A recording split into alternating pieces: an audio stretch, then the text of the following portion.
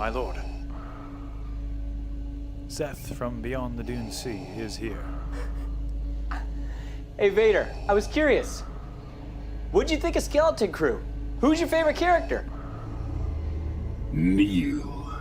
Really? Seems like Neil's everybody's favorite. I mean, I'm kind of more of a Captain Brutus kind of guy if I had to pick one.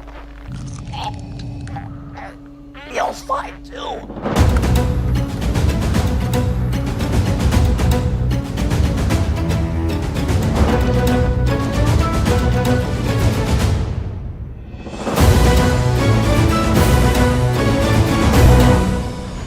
Hello, and welcome back to another episode of Beyond the Dune Sea, a show all about that galaxy far, far away and beyond.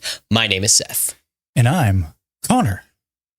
We are broadcasting live from Port Borgo, aren't we, Konnor? It was a bit difficult to get here, I'll admit. We got roughed up a little bit, but, you know, it'd be how it is, I guess. I guess we got to blend in a little bit, right? I know. We had to get... Yeah, a little bit, right? Yes. The feather might be a little much, I'll admit. But hey, you know, win in Rome. Yes. Win in Borgo. Yes, win in Borgo. Because why not? Right? Yeah. So, we just had new Star Wars this week. Right? And I don't know about you, but I personally was, this was the project I was least excited for. How about you? I think I was indifferent. I think that I just didn't, granted, I stayed away from it. Because I was just like, okay, all right, well, we'll just see what that is. So I was, you know, reluctantly curious. How about that? Gotcha. Yeah, I have not watched a ton of the behind the scenes stuff yet. I watched the trailers, of course, but I was like, you know, we'll see how it goes.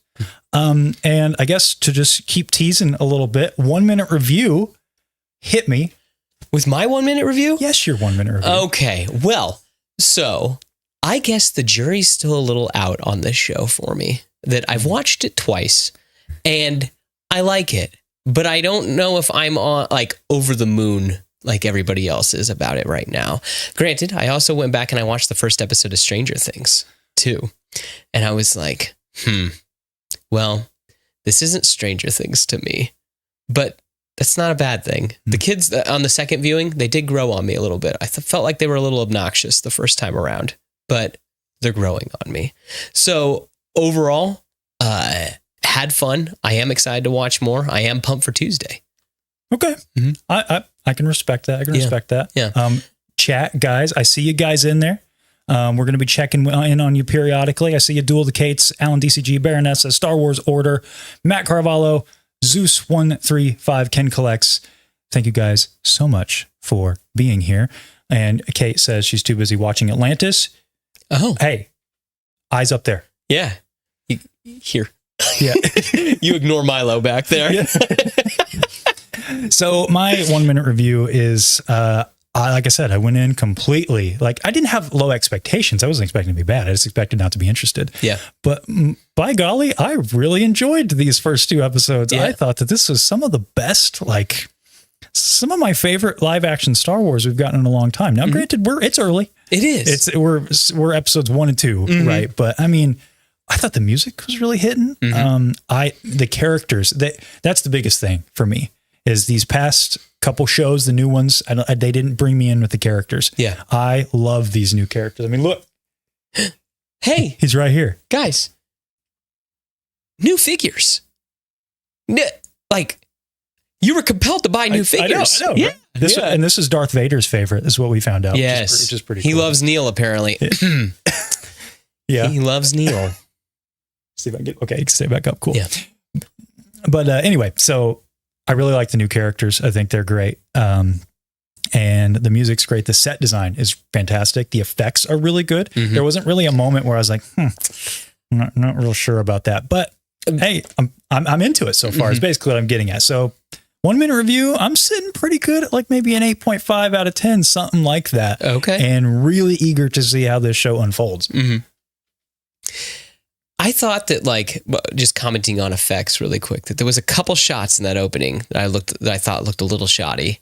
Like, was it the shot of them going up to the ship? Yes, in space. Yes, the things going and hooking up. Or I'm just like, okay, all right. That but other than that, I felt like everything on their planet looked really good. Yeah. Yeah. But I thought that opening looked a little rough where I'm like, guys, this is the first shot of the show. Like, spend that budget. See, I thought the opening was fantastic. There were a couple shots with the guys spacewalking, or I was like, but it didn't take me out of it personally. Yeah. I was bought right back in when we got to Brutus because man, that guy looks cool. I'll be honest, he looks awesome. Is Brutus your favorite? I mean, my favorite new creature design. Yeah, okay. I mean I really like Neil. I think he's really fun. I know everybody's hashtag Neil Nation right now, but I'm there. But Brutus, as far as like just a character design, super cool, man. Super cool. Neil Nation. So I asked the community here what you guys thought of this first episode, and I got a poll, and I think that's really refreshing. You see Neil there on the awesome. Yeah, he's on the awesome. Yeah. Okay. The rest of them weren't really, because I didn't mean to diss Fern like that with the thumbs down, but yeah. But anyway, 49% awesome, and then another 34%. I mean, that's like dang near 3/4. Yeah, people saying good or awesome, and that's been kind of the Star Wars ethos right now, is that everybody's kind of on board, and how refreshing. It's nice. Regardless of how you feel about, the show or not, it's nice to see everybody kind of on the same page. Yeah. Being like, hey, did you watch Skeleton Crew? Yeah, I thought this was neat. Rather than like, yeah. Right. Yeah. I think it's because everybody had similar expectations where it was like, I think a lot of people didn't know what to expect from the show. And so when it turned out to be kind of cool, they were like, well, I'm into it. Why not? Right. So I think it's refreshing. I'm really glad to see that I mean, 49% said awesome. So that's really great. So let's check in with the chat real quick before we jump on over to our 5 takeaways. Schecter's in here. Hello there. Good to see you boys and everyone. Good to see you too. Duel the Kate says, I like that the kids are just slightly obnoxious because all kids that age are just slightly obnoxious, trying to be more adult than they are. Also, I want to quickly just apologize. Our wide angle here isn't quite as crispy as usual. We're working on that. We're trying something different here for Skeleton Crew. So just wanted to point that out. We're pirates now.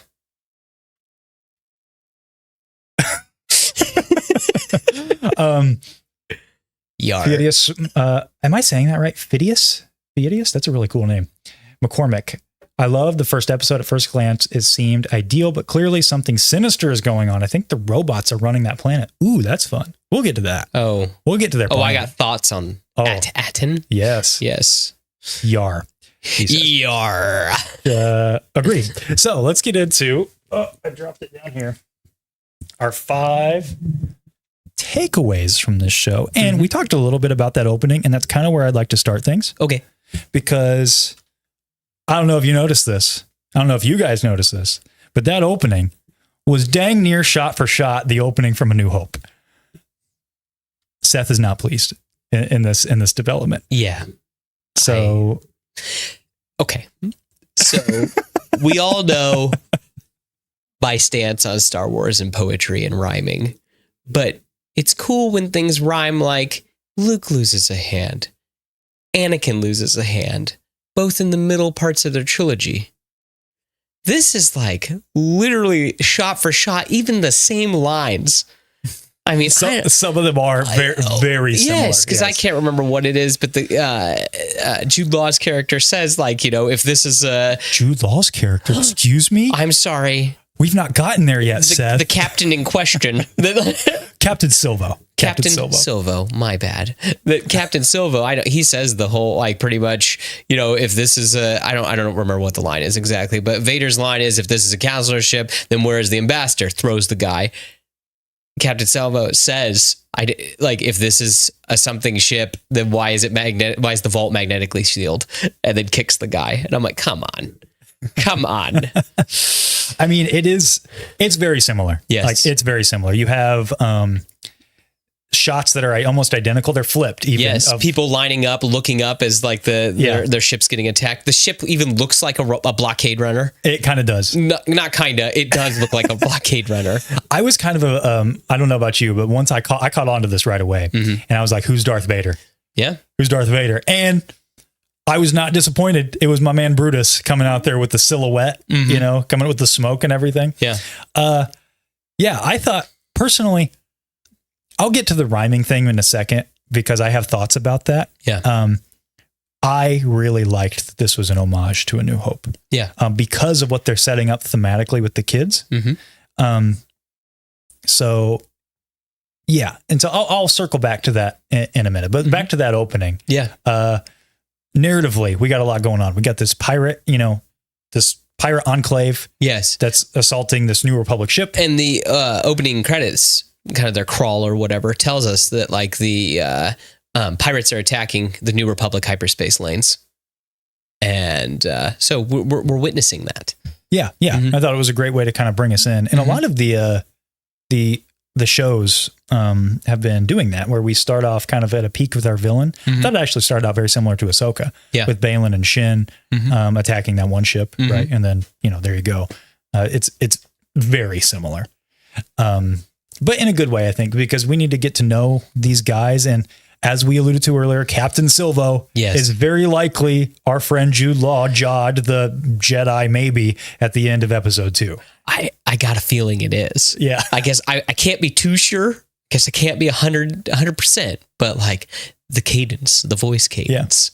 I think so. I think we have to follow the same logic as we did with Acolyte with the Stranger. Cause like guy in a helmet. Okay. Only reason to do a helmet is to obscure the identity, but it's not like this is going to be somebody that we know, from the other stuff. So it's got to be someone here. Well, it's the only guy that's in prison, and we saw the rest of his crew there, I mean, yeah. In fact, we even saw we saw the ship they took, even because it was at port as well. Oh, I didn't even notice that. Yeah. Good catch. Okay, cool. So anyway, I liked the opening. I really liked that we were kind of brought into this world, and I wanted to kind of connect that with something that the Directors Roundtable, they were discussing how this is not necessarily a kids show. It's just a show that stars kids in it. And that's how they were looking at like Goonies, of course, and a lot of these old 80s adventure movies and shows. And they came to the conclusion that, yeah, it's very similar in those. It's like, these are not necessarily kids shows just because they star kids. And I say that because that's some of the backlash that I have seen from the show. Not that there's been much, but people are like, this is for kids. I'm not into it. And I'm like, but guys, like that, just because it's for kids doesn't mean it can't be awesome. Yeah. Like look at the Clone Wars, for example. It's true. And then also, like I brought it up earlier, like Stranger Things stars kids, but like that's not a kid's show. It's spooky. It's like Poltergeist. Yeah. Yeah. Exactly. Exactly. So I want to circle back to that point I was making about the poetry, because you brought up how like you like poetry. I love poetry. When it rhymes. Yes. It's poetry. They rhyme. So I was really curious when the marketing started from this, why they were going with the 80s nostalgia direction. Did you have the same thought? Well, I did think that like a couple weeks ago they released that the VHS going into the player and everything, and then it being like low res, and then it goes into high res when they go into hyperspace and stuff like that. I just was like, okay, interesting. I wonder if they're trying to recapture that lightning in the bottle, like how I remember after first season of Mando, people being like, yeah, like it's the first Star Wars thing I've watched since the original trilogy. Pulled me right back. And I'm wondering if they're trying to like tug on those heartstrings. Yeah. Yeah. I thought I was a little more cynical, I'll admit, when I started seeing this, because that was not the original logo. Like they've been changing that stuff, a little bit over time to be more that kind of 80s style. And I thought it was trying way too hard to be like a Guardians of the Galaxy, because Guardians of the Galaxy leans very hard on that. Yeah. Right. But it makes sense because Peter Quill, he left Earth during the 80s. That's all he knows. Yeah. So thematically it makes a lot of sense for the character. And his like only link to Earth is his Walkman with his several songs basically on it. Yeah. Which, again, I like that in Guardians, and I thought that they were just kind of doing a nostalgia bait here. But now that the show is out and we've seen the first 2 episodes, it's clear to me why they went that direction, and I really like it. So these kids, they're trying to emulate that. These kids are just like the kids would have been in the 70s and 80s watching Star Wars for the first time, taking that first step into the galaxy far, far away for the first time. Yeah. And we get to see, Wim with his data pad, looking at Jedi and talking about the stories and having fake lightsaber fights with Neil out in the middle of their yard. Yeah. And I thought that even saying that he wants to be a Jedi when he grows up. Yeah, right. Yeah. And that is, I thought that was so interesting that they were able to parallel real life in that way. Yeah. Like kids actually were doing that during the 70s and 80s. And what a unique way, in my opinion, to set these kids off into an adventure in the Star Wars galaxy for the first time, because they're clearly on a planet that's very secluded. So exactly. So they're going to be taking that first step into a larger world, just like everybody else did when they first watched Star Wars. And so the 80s nostalgia is very fitting, in my opinion. So to tie it back to the intro, to the opening of the show with the A New Hope homage, I wouldn't look at it as it's like poetry, it rhymes. They're reading the poetry that's already been written. Yeah. That's how I would look at it. Okay. I'm curious how much more poetry are we going to see? That's I'm afraid of. It's like, okay, it's cute for your intro, but beware of that. I want it to be its own thing. I don't want it to just be, a carbon 100%. copy of other things we've seen. Yeah, no, I 100% agree with you. I think that it works because it's the opening. It's that invitation to the audience. Like, hey, we're pushing you right back to where you left off, or where you started maybe. I think it's interesting too, because I've read that like they kind of have touted this to be like, even if you've never seen Star Wars, this is a great jumping on point. And so I think it's interesting that it's like, okay, if this truly is the first thing they've ever seen, why are you mimicking A New Hope then? Well, again, it's just homage. Like, because if you've never seen A New Hope, you don't know that's what they're doing. No, and it's a great opening either way. Yeah, right? But what if you were just like, oh man, I like this, and then like, I guess I'm going to give these a shot, and then it's like, wait, I've seen this. This movie's copying the Skeleton Crew. Then I don't think it's a copy. I mean, I think it can get into that territory, but right now, I think it's very tasteful. Oh, they're on that tightrope, that plank, if you will. Okay. Please don't jump. Yeah. Yeah. Yeah. I personally, I really like the direction. I hope that it maintains that sort of, getting real close to it. Because you alluded to it a second ago, but they said, it's a great jumping off point. And in that director's roundtable, they said that, which I thought this was really interesting, that for seasoned fans, we might see where the kids are getting stuff wrong, because they're going to be making assumptions about this galaxy that we, as super nerds here, are all very familiar with. And so they might say something about a Jedi or say something about a planet. We're like, that's not quite right. But that's part of the fun, because they're experiencing it and making their own mistakes. I mean, how much headcanon did you make up when you were a kid? Well, I'm from that generation. There had to be a lot of headcanon, because there wasn't a lot yet. Wasn't a lot of real canon. No, not yet. Yeah. So again, I really liked this direction. And excited to see where that goes. Okay. So we'll check in with the chat again. What do you guys think? What do you guys think of the 80s nostalgia feel of the intro and kind of the show so far? Hey, Baronessa says Captain Long John Silvo. Yes. I love that. Daybreaker. But doesn't it feel ripped off? It's an homage and made to feel way more like a pirate attack with the swinging on ropes and cannons and such. Oh, but it doesn't feel ripped off. Yeah, see, that's what I'm saying. I think that it's different enough, in my opinion. I mean, my whole thing is like the shots are the same, but the guy lining up and looking up, and then like, the door blows open and then they come running through and they're falling down. Like, it's just, Yeah. Dualicate says, what I liked about it is that it was a reference for fans, but it wouldn't feel like you were missing something if you didn't know. Yeah. I agree with that as well. And from Wesley Newkirk here, what do you guys think is happening at Attin, and why does nobody believe it exists? Should we get into At Attin now, or should we wait? It's up to you. Later? I think that we could. I have that as my last point. Stick with us. Okay. Never mind. Seth's derailing me. We'll come back. We're going to swing you. I'm just kidding. That's all. We'll swing back to At Attin. We got some theories about where this is all going. Don't worry. So, talking about Easter eggs. Yes. So the New Hope homage was kind of an Easter egg. There was kind of a lot of little nuggets here. There was a ton. Do you have a favorite? We don't need to just sit and because I'll be real. I didn't go and watch a bunch of videos talking about this. I really wanted to. I've been trying to keep my thoughts pure about this, if that makes sense. That I'm not getting swayed. I'm not doing that. You could maybe sway me. Maybe the chat could sway me, but some other YouTuber, I'm not going to let them. We got to talk first, and then I'll listen to them. Oh, look at it. Yeah, that's the whole thing. I had to do the same. I was some of our friends like Star Wars Time Show, Mortis FM. Like Mortis FM put out a great video. They great new intro, by the way. But I had to turn it off right away because I was like, I can't spoil my own thoughts. Yeah, exactly. Can't bias my exactly. Yeah. So I don't know a ton of the Easter eggs. Like, I mean, yeah, they were watching the holiday special, which is that in the same. I didn't realize it was the same choreography. Yeah, like it's exactly the same. That's kind of fun. It's interesting. Yeah. That like, yeah, I saw Jabba's tattoo on that one guy, so I thought that was a nice like. Oh, okay. So the huts are still, which I know like. They're still in hut space. They can't be too far away. Port Borgo. But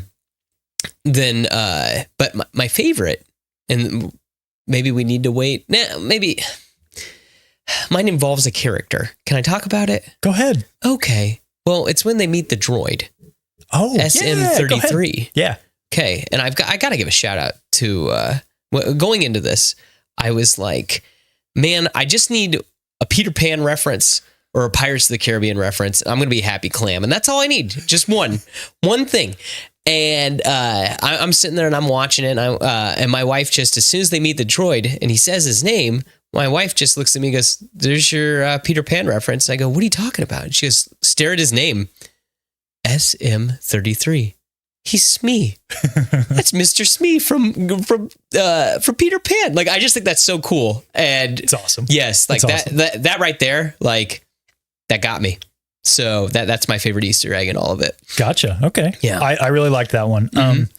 I liked it's a small one. I really liked the Lothal Temple reference. Yeah. When Wim is talking about like, oh, do you know some Jedi temples can disappear into the ground when they sense danger, when danger is around. Yeah. And I thought that was fun. Will the Force made a really funny meme. He's like, when Rebels fans, when they heard that, it's like leaning up in your chair. So I thought that was great.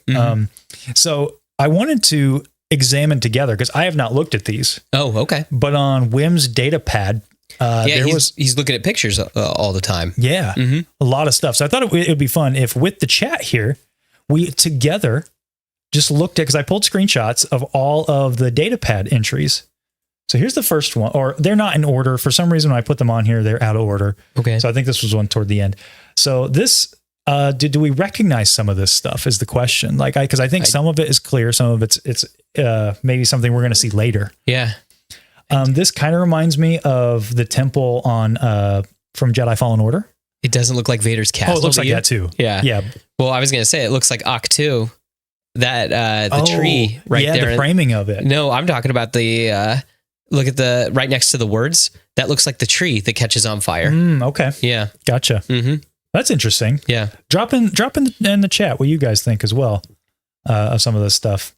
I just saw this from Katakesh. You see, they're pirates, so they stole the opening shots. Oh, well, would you look at that? Let me fix that so the chat pops up over the images next time. Oop, there we go. Okay, next one. So walking through, like we got a guy with a gun here, it looks like, with a rifle, blaster rifle. Kind of reminds me of Kashyyyk a little bit.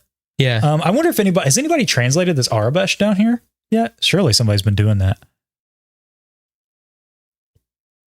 Oh, Django Fed just said that.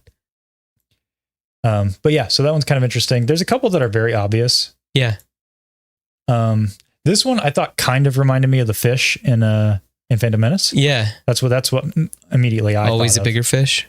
Okay. Okay, there you go. Crafting on Elam says Star Wars Explained translated. Okay, well, what did throw the deets down? I was gonna say, if you know. I know, Dualicates. That's actually it's just they weren't super sharp in the show. So I did my best. Let's see the next one here. This one's obvious. Well, yeah, I was going to say, is that Luke fighting a Rancor? So I think that this can't be like actually that, right? Are you sure? Well, At Attin is kind of cut off, right? Are you sure though? I'm not 100%. I mean, I think it's definitely a reference. I think that certain things can get in and out of At Attin. Yeah. Yeah. So but that's really cool. I like the style of the photo a lot. Mm-hmm. So that one's pretty obvious. Cave. Thought this kind of looked like Ilum a little bit. It does a little bit. Okay. Ooh, great call by Baronessa. Looks like a Felucian Rancor. Yes, with all the tattoos on it. Yeah. Yes. Okay, what do we got next? This one was the most enigmatic to me. The axe in the stump. Axe in the stump. Again, I wish I knew the translations. Yeah. If anybody knows some of these, drop them down. Because Star Wars Explained, if they translated it, I'm gonna have to watch that video after this. Yeah. And then there's only two more. So there's this one. I really don't know what to make out of this one. Again, kind of Kashyyyk vibes. Just more trees and a mountain and everything like that. But this last one, super obvious what they're mimicking here. It's the same poses. Yeah, it is. Darth Vader and Luke Skywalker on Cloud City. Yes. So I thought that was really neat that they decided to kind of put that in there. Yeah. Mm-hmm. So I really liked that. Real quick before we transition back, we got from Daybreaker. It's a great tactic to make the main character a fanboy, wishing he could go on an adventure just like the Jedi he grew up watching and reading about. Pulls us right in. Exactly. It's very meta, and I think it's pretty good. Okay, so a lot of 80s nostalgia. Yes, hitting in all the right places, in my opinion. Mm-hmm. A lot of great Easter eggs. But what about that plot? We've not really talked about what's happened in the show yet. It's true. So yeah. Do you want me to talk about it, or would you like to talk about it? Do you have thoughts right away about the plot? Yeah. I mean, I feel like that there is some more poetry happening. Don't you? I thought it seems kind of fresh. I'll be honest. I don't know. I mean, when you start really thinking about the characters. Okay. If you break down anybody's hero's journey, you're really it's not just his hero's journey. Is that like, he wants to be a Jedi and then like, okay. But that's like the superhero. He wants to be a superhero. It's not the same. I would not say that Wim wanting to be a Jedi is not the same as Luke Skywalker wanting to be a Jedi. Okay. Because you have Wim who grew up reading about it's like a comic book character. Yeah. Whereas Luke, that's his dad. He's like, it's like his destiny. It's way different in my opinion. Okay. That's fine. So anyway, the kids go to school. Okay. And they have to, do you know what it's called? It's not like the Great Plan or whatever, but they are there's a big test. They have to do great works is what they said. No, there's like they have to be part of something. It's not like the grand plan. It's like the great something. Anyway, that's the whole thing is how they do on this test. Then that's going to show where they're going to go. Yeah. I don't remember what the assessment was called, but yes, it's kind of like, it reminded me actually of Man of Steel. Yeah. Like everybody's kind of predestined. Yes. That they have their own rules and everything. But, Wim, this guy's head in the clouds, above At Attin. And then Neil, I think Neil's going to find his courage. That's all I'm going to say. That'll be my thought about him. But best friend, dorking around with him. But hey, there's a test. You should probably study. Wim doesn't study. He even misses the test. Okay. But he does find a door, a secret door. Okay. But then also you have Fern and KB running around. And they, Wim kind of, I guess, let's loose that idea that he found a door in the woods. And so Fern and KB go and find it. And they decide to go into the woods and then find that door. And they decide to go through the door. And turns out, what's the door, Konnor? It's a Star Cruiser, which is pretty cool. So yeah, Star Cruiser. I think that I like the setup. I like the setup with the kids. I actually like that there's two groups that kind of don't like each other. Yeah. Creates some nice tension. Yes. Between the two. Perfect start to an adventure, in my opinion. I really like that. You have a bunch of different archetypes here. You got the kid with his head in the clouds, head first, impulsive, all this stuff. Yeah. You have Fern, who's kind of like the sarcastic leader. She's Han Solo. Yeah. I mean, basically, right? Yes. And then you have... she's lived a little. Yes. And then you have KB, who's kind of like an R2-D2 almost. Yeah, or Lobot. Yeah. Well, Lobot really doesn't have a personality, though. No. KB, I want to know what the deal is. Is KB a student? Or is she not a student? Does she have a house? No, I'm serious, because Fern parks her bike there and then leaves and goes to her house. Does KB live in the garage? You never did that? Did what? Park my bike somewhere else? Yeah. Just forget it was there? No, I rode it home. We didn't have the same childhood, Seth. I guess not. Do you know what? Here, since we're talking about it right now, straight up, have you done that thing with the story about people being buried? Did you do that as a kid? What they did in the show where Yes. she was like getting him close to the Yes. door and then smack. Yeah. No. I definitely did that to people. That like there was a big rumor in our neighborhood that the lady that owned all the property, she like got really mad at her kids one day and she buried them, and then they covered the grave with the road that was in front of my house, and people would or we'd be like, all right, now you got to put your ears down to the ground, and you could still hear them like screaming, and then we would stomp the ground or scare them as they were really focused in on that. So it was like a rite of passage. People did it to me, and then I in turn did it to people who moved into the neighborhood. Oh, so Yeah. you were the bully then. I got you. I mean, I was bullied first. And then, So it makes it okay.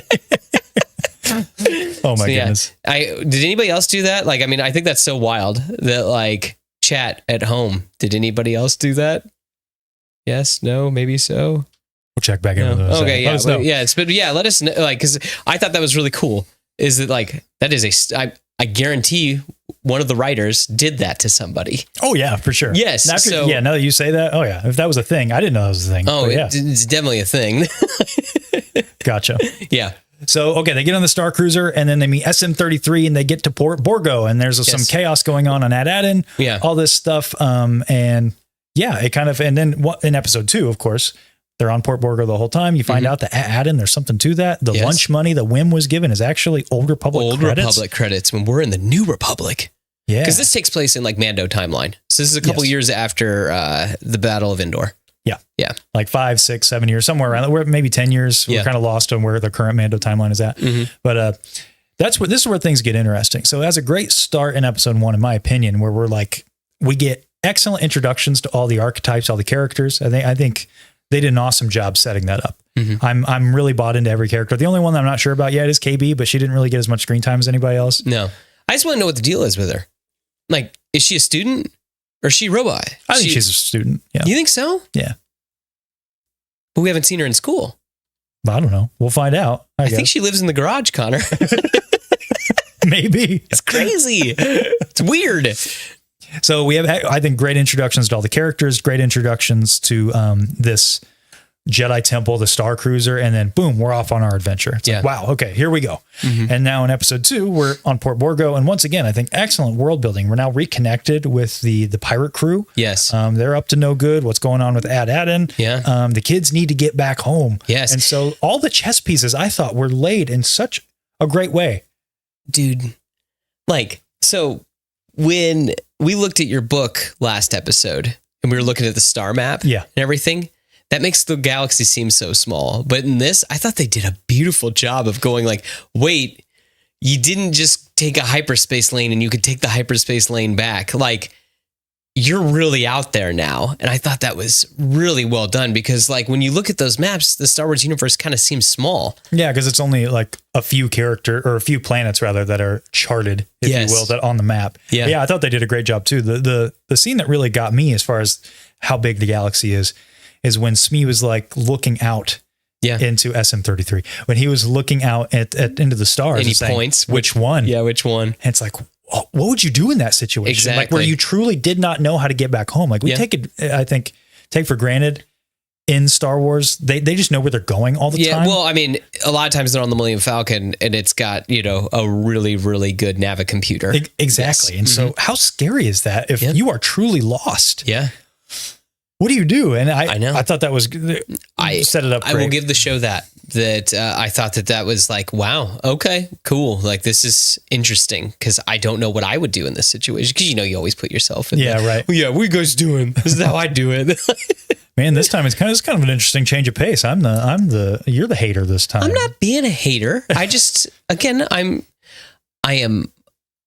optimistic. Okay. Yes. I gotcha. I just like you're just not as head over heels as everybody else. no, but we'll see. Seth's the hater. See, hashtag Seth's the hater.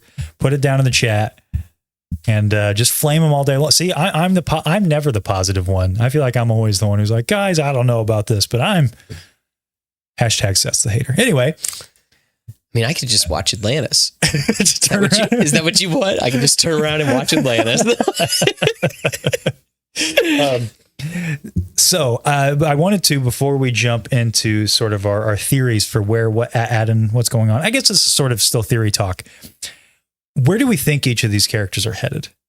Like, how are we gonna plot these characters? Okay, I think with what's Jude Law's character? It's Jod Nawood, right? Isn't that his name? Something like that. Yeah. So I think that he is going to try to become, or I think Wim is going to try to become his like first mate, his steward, if you will. Yeah, yes. So do you want me to just keep going where I think they're all going to go? Well, or what do you want to say? I guess we didn't talk about Jod just yet. We kind of skipped over that part. Yeah, but first question, does he really have the Force? Yes. Oh yeah. Yeah? Oh yeah. I think he's a dark side user. Dark side user. Yeah. I wouldn't go that far. I think he's just. No, but here's the thing: we can't have it mimic everything too much. So you can't tell me that this is just another Jedi who happened to survive. No. I don't think he's a Jedi. I was just going to say I think he's just an unaligned Force user. Well, I'm not saying he's a Sith, but I think that he's definitely dabbling in the dark. Yes. Well, I think that when you say dark side user, that like it puts them in a faction. You know what I mean? Okay, sorry. He's not Balin Skull, but he's he's closer to a Shin Hati.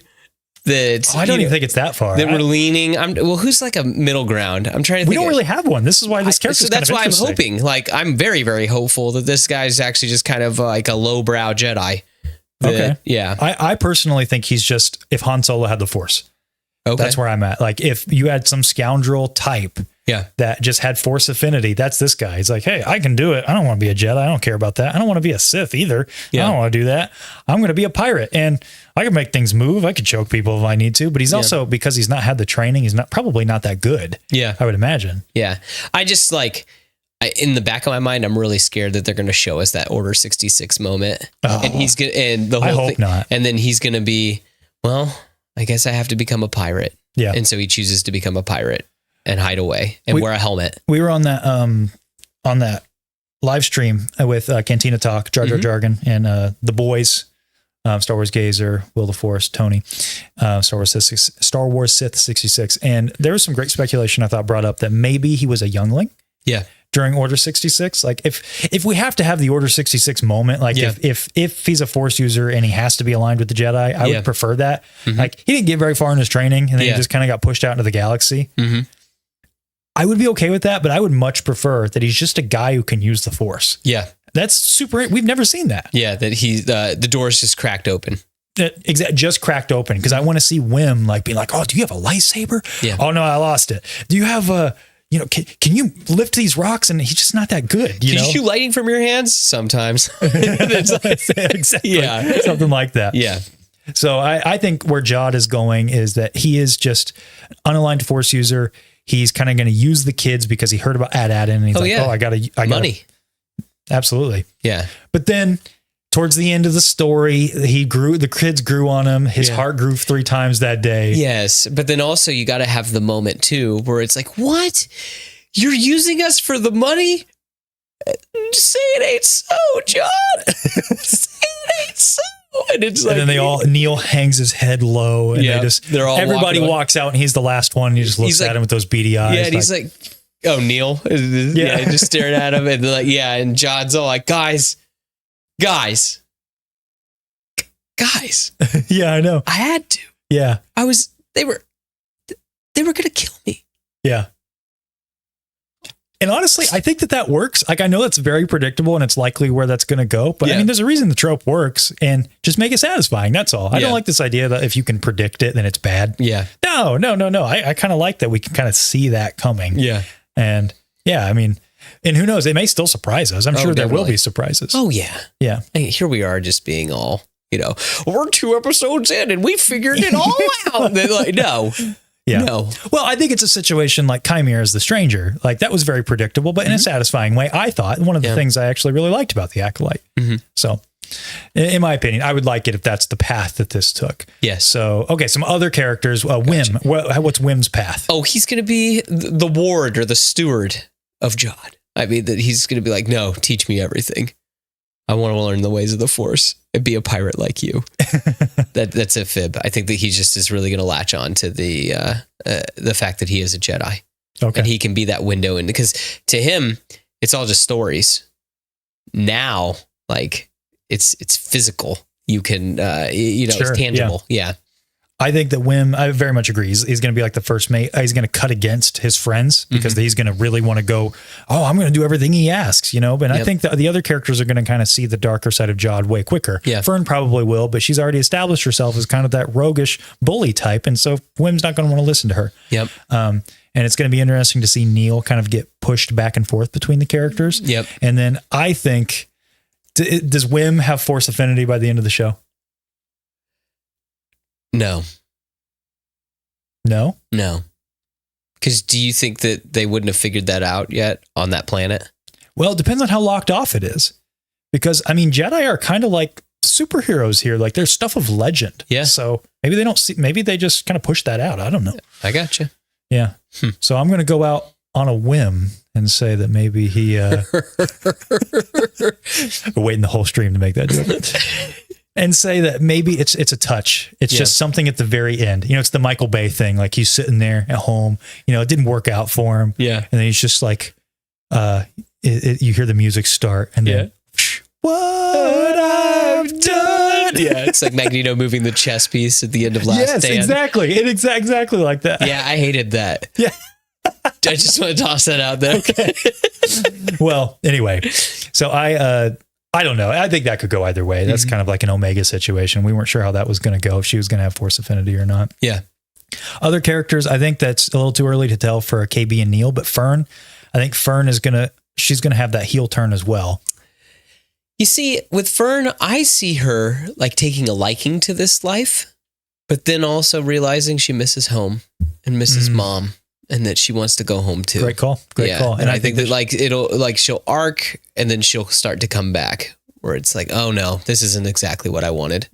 Be the leader the group needs, but only after she's already established herself as kind of the jerk. So it's hard for everybody to follow her. Yep.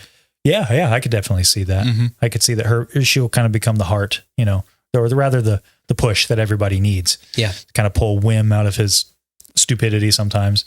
And I see this Neil, at least right now, because it's a little early, but Neil and KB kind of just ping ponging.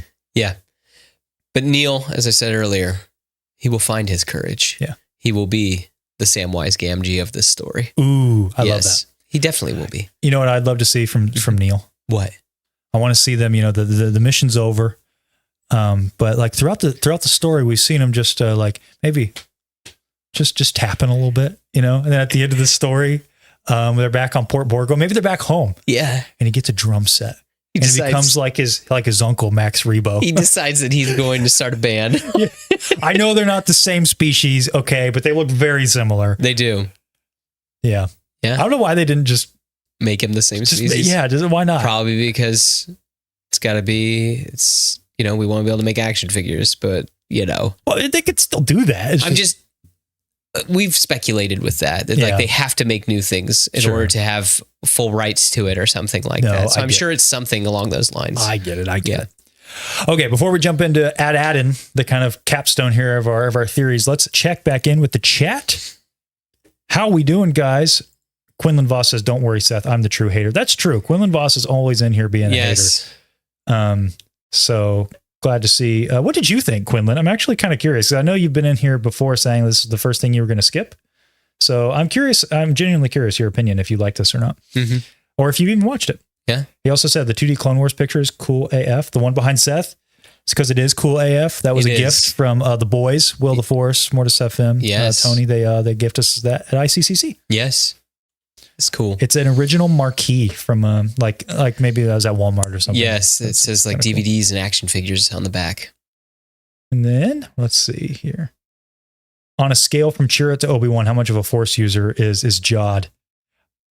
For some reason Chirrut, because it was right next to Obi-Wan, I was thinking of Haja. I got you. Well, still, Chirrut can he's more Force affinitive, or he has more affinity with the Force than Chirrut. He more can he has feeling rather than like a physical connection with the Force. If that makes sense. That's a good question. I think that he's probably a little He's He leaning doesn't more have the towards spiritual. Obi-Wan. Definitely doesn't have the spiritual side, but But we I don't think know he has that more yet. physical But I side. assume because I feel Well, like yeah, I guess we don't know, but I would assume not. because my whole thing is he feels like not just like I think that he's got more of a heart than like what that opening shows that with the whole mutiny. It reminded me very much of Jack Sparrow. Oh yeah, yeah. Yes. Oh, for sure. 100%. Yes. So I think that there's more going on. That I think that he has a little bit more of a soft side. Sayaman 2187. Connor's opinion is going to change if Jude Law pulls out a yellow lightsaber. That's true. I still got the Velcro here for yellow tier. Yeah, I can slap that whiteboard back on. It's ready at any point. It is Just let ready. me know. Always ready for yellow tier. Great point here from Crafting on Ilum. The Force theme music doesn't play for nothing. I think he's a Boken Jedi. Okay, so one trained after Order 66. But what is interesting though is that if you listen to it, the Force theme's like broken. Like Yeah, it plays it is, yes. two different pieces of it, not it all the way through. That's true. Yeah. So the music's odd. What were you going to say? I was just, before we completely get away from this Boken Jedi thing, I didn't think about this. I wonder if maybe someone like a Jedi who did survive Order 66, what if they found Jod and did train him for a bit? And he's like, this life isn't for me. Yeah. So maybe that's where his little bit of knowledge comes from. Or his master got killed by Inquisitors or something like that. Oh, that's interesting. Yeah. That could be. Yeah. I could be down with that. Mm-hmm. Finish this up, then we'll get to the music. Yeah. Could they do an M count test? I don't see why not. Yeah. Phidias. I think not necessarily the season, but I could see the play fight with Wim and Neil being foreshadowed of their own characters as they get older if the show or characters continue long enough. That's interesting. Like Neil could Darth Neil. Is that what you want? Yes, it's happening. Darth Neil. That little voice coming out of Darth Neil. Please. It's Darth Jar Jar 2.0, but actually can make it happen. Yeah. Alan DCG says, the kids will grow on us like all kids in Star Wars, and we will love them, except for Kid Leia. Hey, you knock it off. Kid Leia is awesome. You knock it off. Talk about the music. Okay. So I think it's really interesting that like it has a kind of almost like a Stranger Things vibe to it. Yeah. Until they get to the ship. And then the two main times in which I can't do them in my, but like, because I wish Ashton was here, that he would be able to like do it better. But like, so the themes of the ship sound like in Empire Strikes Back when they're coming out of the out of the asteroid field and they decide to attack the Star Destroyer head on. Okay. It sounds Gotcha. like that. And then also when it cuts back in with when they're attacking the Death Star, the second Death Star, and it's both themes with the Falcon. Okay. Those are like, that's like the ship's theme. It's really, really interesting that like they decide to pick those things to be, but again, maybe they're trying to connect it to that Star Wars DNA. I think so. I really do. And I think too, that like the Falcon's such an important part of the OT. I think that the ship will be such an important part to Skeleton Crew. Okay. Yeah. Okay. But yeah, I would hope so with the pirate Yes. show. Yes. The music for me, nothing stood out to me except for the Force theme at the end, obviously. But I did like it. I am curious about this Major Tom thing. Because, if it'll actually show up. Yeah, because I don't know if you saw, did you see the music video they did? Yes, in Huttese. Yeah. Yeah. Did you like it? Snow Captain EO. I like Major Tom a lot. Yeah. This is a weird thing for me. I don't know. I think it's kind of interesting that they made it in Huttese. Yeah. I'd rather but just it's have a popular song. I'd rather have it just be in the background. Yeah. Yeah. I'll wait and see. Or maybe during the credits of one of the episodes. Okay, maybe. Yeah. Because I also thought I wouldn't like the Star Wars Suburbia, which I still don't really like it. I think it's a little too close to home. Yeah. Like in that first episode, that was my only negative from the first two episodes so far, is when they're on their way to school in the bus ride. Yeah. I was like, that looks like Chicago. It does. Like, you know, like that just, it reminds me of Millennium Mile. Like you just seeing a tram or something. Yeah. I did love that cut where they're all like, I'm going to take a shortcut. What? And it cuts back out. Shortcut. Yeah. Like that's great. Like that's good filmmaking right there. Don't get me wrong. Filmmaking is awesome. I just, the visuals, I'm just not so sure about that. We'll talk about At Attin. Well, let's talk about it. Are you sure there's nothing else you want to talk about with the music or anything? I guess we'll start there. I didn't like the look of the planet. That's my main thing. Well, I hate the look of Wynn's dad. He just looks like a guy. There's glasses. There aren't glasses in Star Wars, Konnor. What do you mean? Dr. Pershing has glasses. George Lucas said that there's no glasses in Star Wars. They're not supposed to be. Yes. Did you not know that? No. Yeah. George, like, no one in the original trilogy has glasses. Well, I know, but I mean, in the prequels, do they have glasses? nobody had little tassels on their bike either, Seth. It's true. But I don't like the look of Wim's dad. Like, he looks like just a guy. Yeah. He looks like Chicago suburbia. Do you not think that? I mean, okay, everybody on At Attin, I think, including the kids, I don't think really have a Star Wars look. I think the aliens do because they're aliens, but I mean, you strip away that, their costumes is what I'm talking about. I don't think their costumes have a lot of sauce. I mean, but I thought the kids look kind of like how Finn does when he's on Jakku.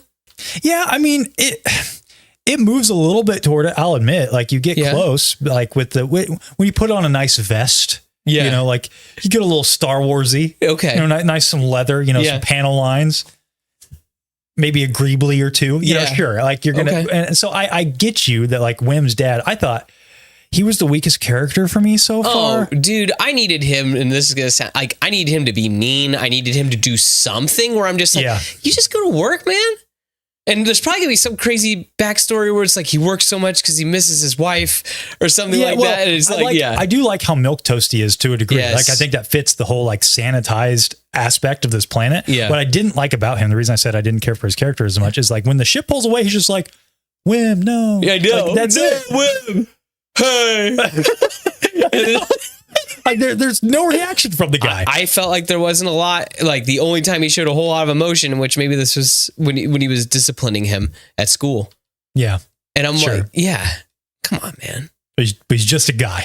He's just a guy. And I really like the teacher looked that way too, though. She was just a lady. Yeah, but like she, at least her outfit looked a little bit more Star Warsy. And I guess that he kind of looks like he works at Cloud City or something like that. But that's like, it's just like, you know what he reminded me of? He kind of reminded me in Andor, like the bureaucrats. Yes. Like that area. Yeah. Like he worked there maybe. Yeah. Again, it's the glasses. I think that's what really killed it. Is Seth hates glasses. Wow. Hashtag Seth the hater. What's going on in Atlantis? Oh, he's met Kita. That's cool. I'm changing your camera so you can't see it. Okay, so we need to talk actually about this planet. So it's revealed in episode 2. It's called At Attin. Yeah. We kind of get teases with SM-33. Like, he's never heard of it before. No. So that's interesting because how long has SM-33 been on the ship? So, again, a lot of great questions set up. And then when we get to Port Borgo, there's the issue with the Old Republic credits. And they're like, it's this lost planet, this lost treasure planet. Yes. And it's weird too, because they had the holiday special playing there. Did you notice the droids driving the bus? Yeah. Yeah. They look like Star Tours droids. Why do they look like Star Tours droids? And why do they have basically no personality? I know. It's like this planet has been locked away in time in a way, right? Yes. But like, it's super old because it uses Republic credits. But if you pay attention to the conversation that the droid is like giving them in the schoolroom, things leave the planet. And then they do stuff with the currency as it leaves the planet. Okay. Yeah. I didn't catch that. But I don't, again, there was lots of big words and stuff like that. So I don't know. I didn't go in and figure out what the meanings of all the different words were, but they were kind of alluding to the fact that, like, things do leave the planet. Things just aren't supposed to leave the planet. Interesting. Yeah. So I wonder if they mine. That's what I'm curious about. Okay. If everybody works for like a big mining facility. Well, that makes sense. If it's a big treasure planet, it's almost like Erebor. Yes. That'd be kind of interesting. Yeah, and everyone works for the mine, basically. So my question that I got to throw out to you and to the chat. Yeah.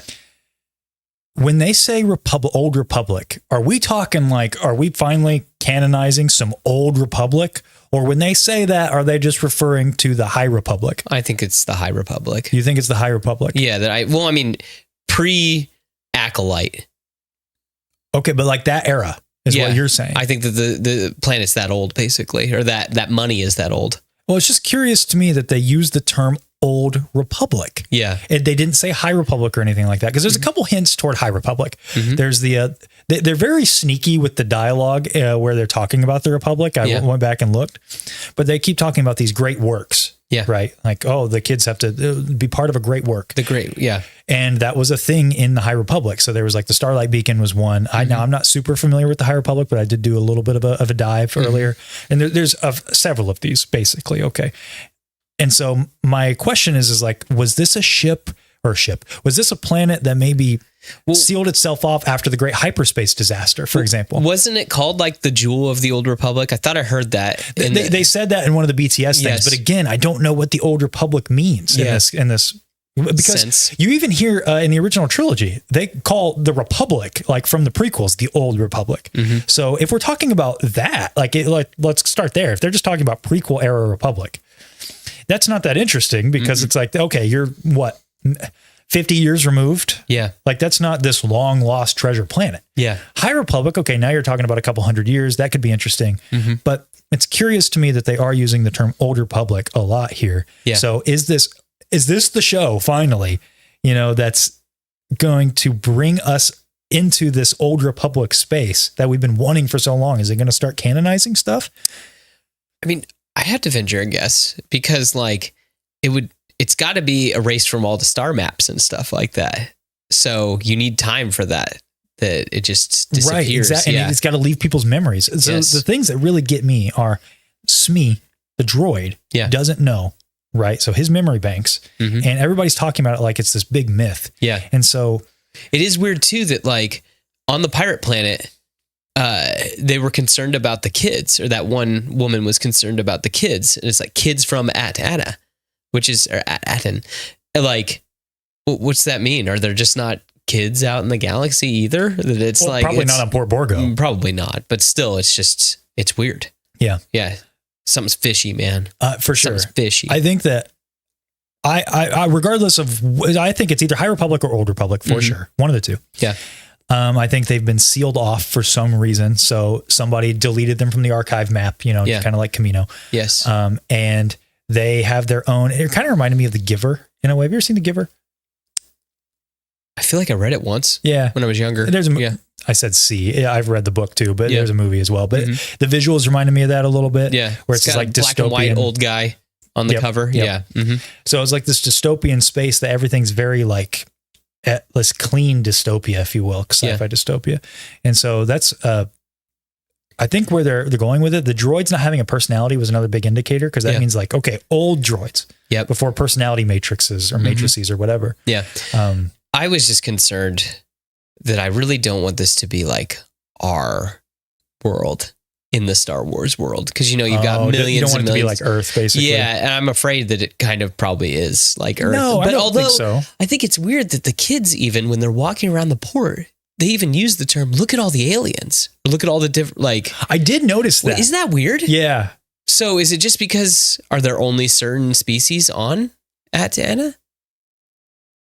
Maybe I did find that curious when they said, look at the aliens. I'm like, are you not? Like, what do you mean? Yeah. You're an alien. Yeah. Like, I did find that interesting. Yeah. So, okay, let's just put out our theory. Let's try to lock something in here. Okay. Old Republic or High Republic? Old Republic. Okay. So we're finally getting some, I'm with you there. Cause I think that why not use the phrase High Republic? Yeah. If you wanted to be explicit about that, because they were very explicit during the Acolyte, like this is High Republic era. Yeah. Right. So if not that, then it needs to be older than the High Republic. I agree. I agree. So I'm thinking old Republic. So like KOTOR era, like Revan, all that stuff. Yeah. So now this gets. We're not saying Revan's canon or anything like that, guys. Well, he is kind of canon. I mean, yes. We're not saying they canonized his name in Rise of Skywalker. Do you know that? Yeah, because of the Sith sect or whatever. Yeah. Yes. And he was almost in Clone Wars. I was about to say he was almost with Darth Bane in an episode of Clone Wars. Yeah, he was. Yes. So I don't know how far we go with that, but I do like that we are getting that sort of our foot in the door. Yeah. If you will. Like I don't need much. I don't need Darth Revan to walk through the door on At Attin and be like, I ruled this place. I sealed it off from time, guys. And guess what? I'm Keanu Reeves. I was about to say. Whoa. I don't need that. I just, but I do like that we're getting the foot in the door for this era because this is what we've been wanting for so long. And I just think it's so funny that this is the show that's going to make all that happen. Kind of swept under the radar, you know? It's crazy to me. Yeah. So I'm thinking Old Republic sealed itself off because they have some great treasure here. Yeah. What's that great treasure? Do you think it's just we saw it in the trailer that Did we? there's the big like face and there's a bunch of money all around it and they're all staring at it. Oh, okay. There's like a big statue. I barely looked at the trailers. Oh, okay. So. I just watched them like when they came out or whatever. But yeah, there is this. Sorry, man. Kind of Indiana Jonesy, Temple of Doomy kind of looking. Yeah. Okay. Well, there you go. Then I like the idea that it's something simple. Like it's literally just a pile of money. Yeah. That's old school. I like that. Yeah. It doesn't need to be like a holocron or like, this is where Palpatine is actually reviving himself. This is Exegol before. Wouldn't that be crazy? Wouldn't that be crazy if this was actually Exegol or something stupid? Dude, that'd be crazy. Could you imagine? That's why there's the clouds and they can't see the stars and everything because that's the force storm that's building up. Oh, dude, it's because when the pirates get there, because they're all going to get there at the end, right? They blow up the barrier. Yeah. And it's going to permanently change the atmosphere of the planet. It's true.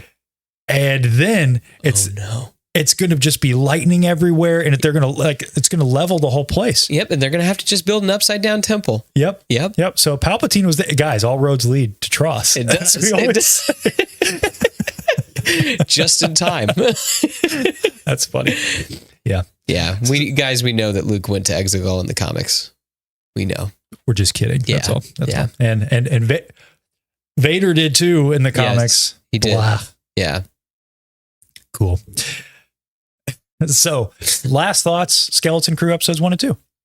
I had fun, man. Again, it's not the best thing I've seen, but I'm excited for Tuesday. I'm excited to see where it goes.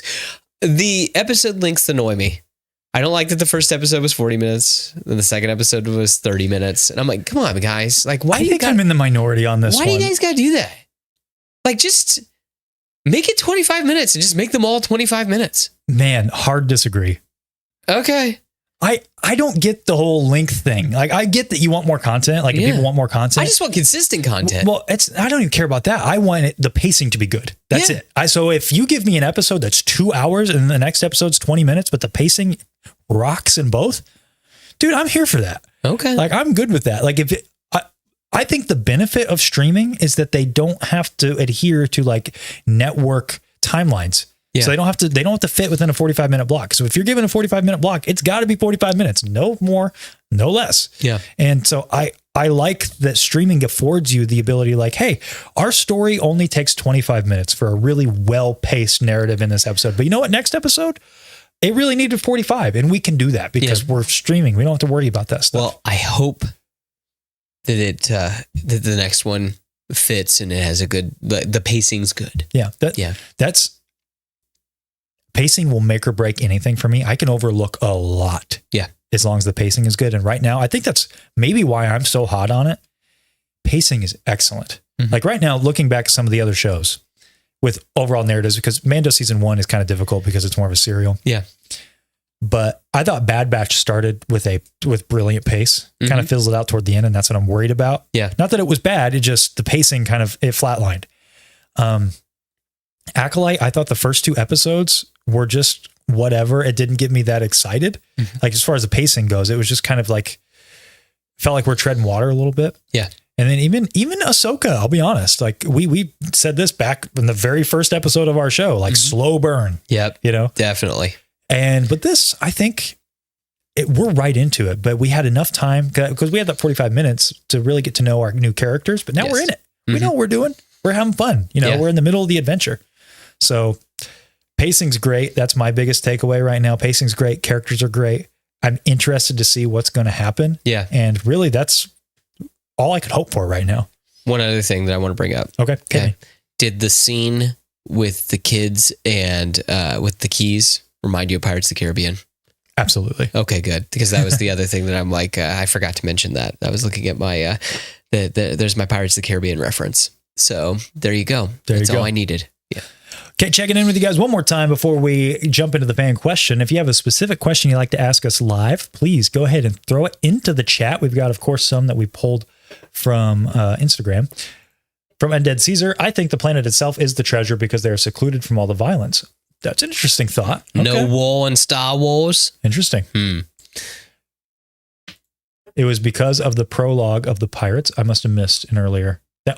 Some earlier stuff here from Greg Foskett. Isn't this show in the Mandoverse time period? Yes. I think it's supposed to be right around the Ahsoka, maybe after Ahsoka. Yeah. So that's like 5 to 10 years is where we're at in Mando. It's kind of unclear because Favreau was like, Grogu was away for 2 years, Yeah. in between seasons. So again, unclear, but yeah.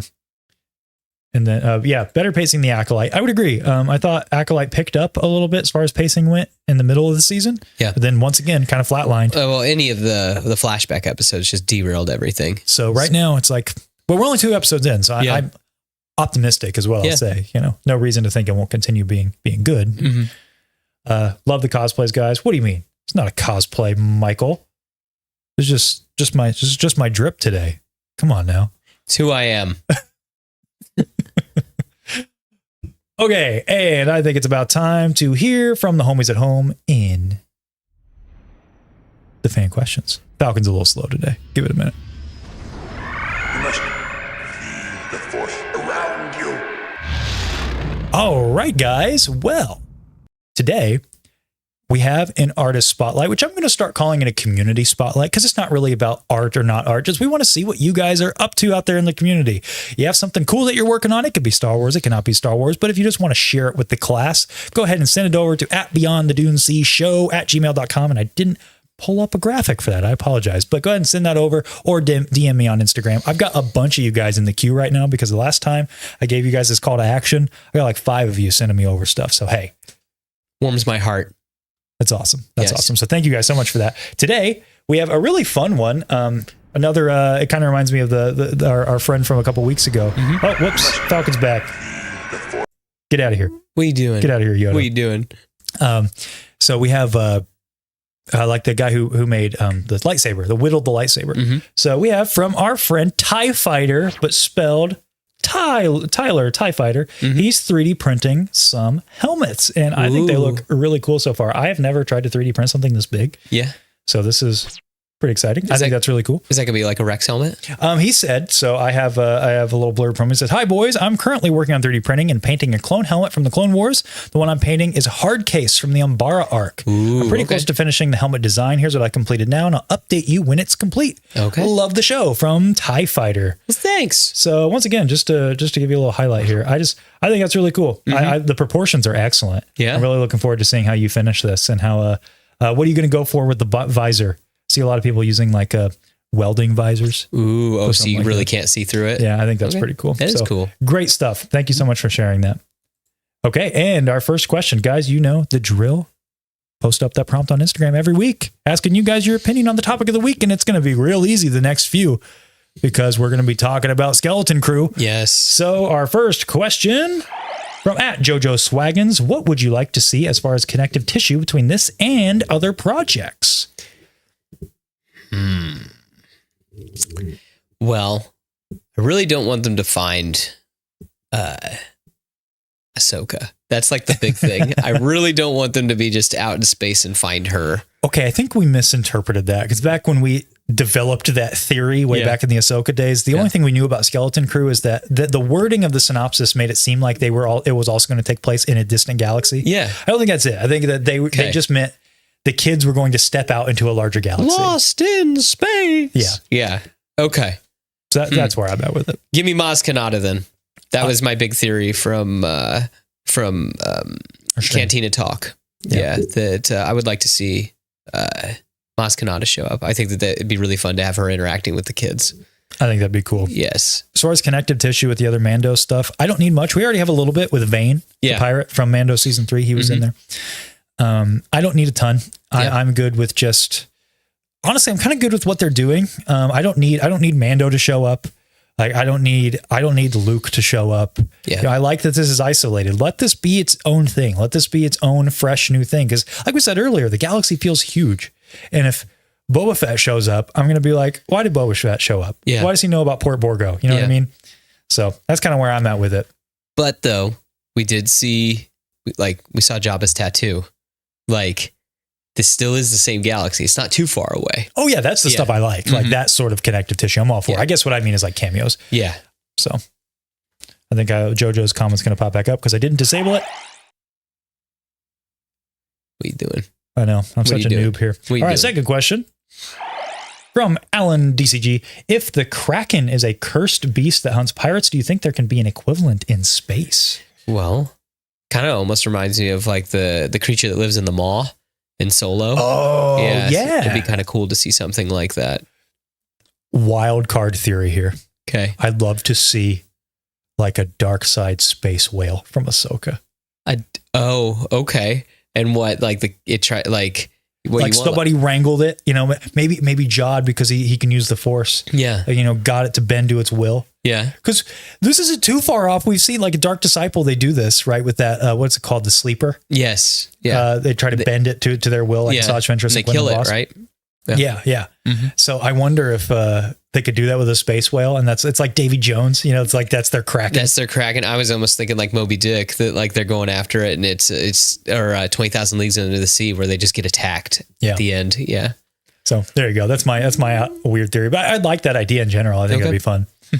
Phidias says, I wouldn't mind if Carson Teva shows up. I agree. I think he's kind of one of those characters that would be fun if he popped up. Definitely. I mean, we saw X-Wings in one of the trailers. So that's true. Yes. That's very true. All right. Number 3 from Sir Django Fett. I'm loving it so far with an At Attin being purposely secluded. I wonder if it's a giant The Truman Show. That's curious. Well, it's weird that they have like Star Wars stories in it. And then like people like Wynn brings up Jedi and everyone just tries to shoo it away. He didn't find a temple. That's silly. Yeah. Yeah. Well, it makes me think that maybe the Jedi have been long gone. Yeah. So that's why I'm leaning on Old Republic. Yeah. What happened? Yeah. Yeah. Man, I'm so bad. Look at this. I'm just awful. What are you doing? Question 4. Jay Recchi, do you think the planet is from the High Republic that went into hiding during the Empire? See, this is where I'm not sure. I definitely think we're looking at Old Republic here. I think it has to go older than even the High Republic. Yeah. All these republics, it's difficult to keep track. It's true. All right. Next one up. Bro, Jason Wingard, the wolf pirate is actually Sirius Black. What a theory there. Wow. Yeah. Okay. Dude, Gary Oldman in Star Wars. I'd be all right with that. I'd be down. Yeah. I'd be down to clown with that. Yeah. Oh, Greg Voske, what interesting ideas for Star Wars content do you guys want to see more? Books, TV, or movies? Okay. Little, not necessarily Skeleton Crew. I want to see animation. I've been saying this forever. I'd love them to delve into 2D animation, do what DC does with their kind of their animated universe. Mm-hmm. Tell some legend stories, do that. Yeah. Books. Right now I have such a stack that I need to read. I'm not interested in new books necessarily, not because I'm not interested. It's just because I have so much I haven't read from the old stuff. Comics, I could be here or there with them. I know Seth loves the comics. Although this new Battle of Jakku stuff is kind of interesting. Yes. Do you like it? It's all right. It's like we're in the middle. I think we just actually finished up the second arc. And so now we're actually going into the true Battle of Jakku. Oh, okay. So gotcha. Yeah. Mm-hmm. It's okay. For the new year, we're getting a Kylo Ren comic, and I'm really excited about it. Yeah. Yeah. And then we're also getting a book that's just called Jedi. And I think every couple issues is going to be about a different Jedi. So I think that sounds fun. So what, just comics? Are you interested in anything else? I mean, I'm actually just curious to see if anything comes out that they say is going to come out when it comes to movies. That's true. I think we really got to wait till Celebration. To actually see what's going to happen and everything. That we saw that little bit of Mando test footage. Yeah. Yeah. So I would like to see some more of that. I would like to see how that all fits in. We heard Filoni is writing Ahsoka too, as we speak. So I can't believe that's taken so long. On one hand, that makes me excited because I'm like, he's taking his time, but also, why is it taking so long? I'm sure he's a busy guy. And then also, I worry about Disney's hand in the pie. Yeah. That's and then, the other about. thing too, Ray Stevens passed away. So I'm sure that's like, he has to rethink how he wants to address that. I think they've said they're recasting. Okay. Yeah. All right. I don't know if that's official or if that was a leak or something, but yeah. I think it'd be a disservice to the character not to recast. Yeah. Okay. Jumping into the next one. I lost my place. Did you disable it? Yeah, I did. Hungry Bookworm. Who is y'all's favorite character and why is it Neil? It's Neil. You're right. Neil's your favorite? I mean, unironically, yeah, as far as the kids go, I think he's really fun. He's a cute character. Yeah. I really like the design for Brutus. Like, I cannot understate that. Yeah. He's a really cool character design. He cuts a heck of a silhouette. Yeah. I'm kind of digging on Jod. I know that we've seen very little of him, but I like his helmet. It looks very kind of Zepho, which I think is really interesting. So I'm curious because that's been kind of a little weird through line through some of these live action shows that you've seen Zepho riding on different walls and stuff like that. I just like the Star Warsified a tricorn hat. I think that's cool. Yeah. Yeah, definitely. Again, looks like a Zepho head. So I think that's fun. Very cool. Yeah. And so far I dig him, even though we've had very little of him. Okay. Yeah. Cool. And what is going on with me today, guys? I don't know. AB Toy Picks. Jod is the most definitely this series Long John Silver. I sense a betrayal coming. Yes. 100%. Those poor children. Poor Neil. Right. Yes. Why are these doubled up? This is so weird. I swear I'm not doing this on purpose, guys. I'm so sorry. I don't know what's going on. Floor on Mandalore. Who's your favorite droid and why is it SM33? I do think I think he has a very unique voice. I know. Dude, I love it. Yeah. He's great. Yeah. I think it's a lot of fun. And I don't know how I feel about the rats living in his head. Like that's also a little really strange, yes, but it's weird though. It's unique. It's very unnerving. I think it fits. Yeah. So it kind of reminds me of like something living in like a peg leg or something like that. Okay, I got you. Or also like the Pirates of the Caribbean, the guy with no eye. Okay. Yes. Yeah. So in which this SM33 has a pig leg. Did you notice that? I did notice that. Yes. Pretty cool. Yes. I really like that droid. Mm-hmm. Okay. My goodness. This is just glitching out. Yeah. Wizard Nerd 141. It doesn't have to, but I'm curious how it affects the Mando timeline. I'm curious as well. I wonder. You didn't know? Like Thrawn's going to be like taking over the New Republic, and they're going to just crash into the Chimera. They're going to do a holdo maneuver. You joke. I would like a little bit of a Thrawn something. He doesn't need to appear. I just want a mention, like a reference. You guys here? You know.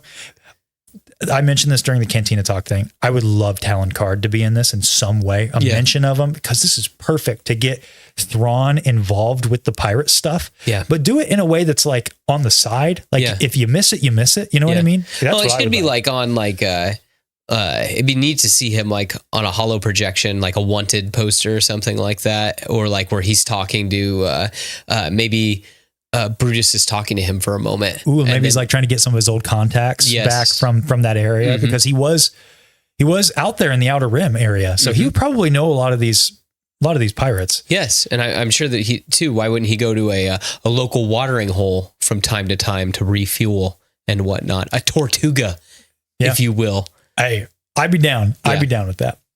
So.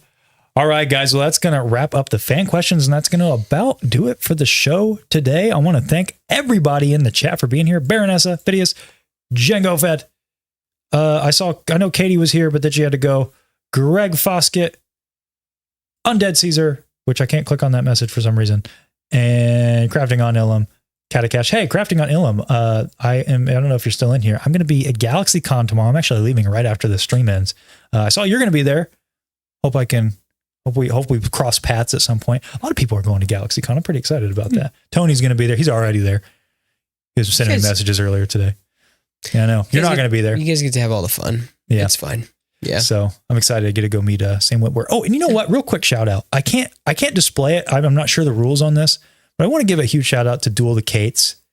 She got us a cameo from Sam Witwer, and she asked him about our episode where we debated the watch order. And it was, what is the better finale, Revenge of the Sith or Return of the Jedi?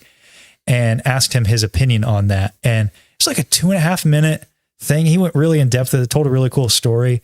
That was so awesson. Like I was not, first of all, wasn't expecting it at all. And it was just so kind of you. I'm going to say very, very kind. Like just that was really cool. I waited because I had to show him in person, and it was fun to watch his reaction. So just wanted to give a shout out to you, Katie. That was really nice. And I'm meeting him tomorrow. And so I'm going to go. Gonna show him. Yeah, I'm going to show him. Hey, I'm the Konnor from this video. Yeah. just be like, hey, maybe continue the conversation a little bit. I don't know how busy it's going to be. Yeah. If there'll even be an opportunity to do that, but that's my plan. So just huge shout out for that. Katie, that was really, really cool. So, what do you guys think of Skeleton Crew episodes 1 and 2? Let us know in those comments down below. Did you like it? Did you not like it? Are you looking forward to next Tuesday? I'm looking forward to next Tuesday. Seth, you looking forward to next Tuesday? Of course I'm looking. It's new Star Wars, Konnor. Yeah. Yes. It's going to be awesome. It's going to be awesome. Let us know your opinions. We'd love to hear from you guys. And of course, be on the lookout for the fan question prompt next week. I'm probably going to be putting them up on Wednesdays these days since we're doing lives. We are doing live streams every Friday, except for the Christmas week. We're not sure what we're doing that week because the episode comes out on like Christmas Eve or something like that, right? So we'll let you know when the time comes. But I want to thank you guys so much for being here. That was really kind of you guys. Yes. Everybody in the chat, all the comments, all the artist spotlights. I'm excited for Skeleton Crew. Yes, I am too. So next week. It's the same Dune time. It's the same Dune channel. Oh, is it going to be Dune in time? Oh, it's going to be Dune in time.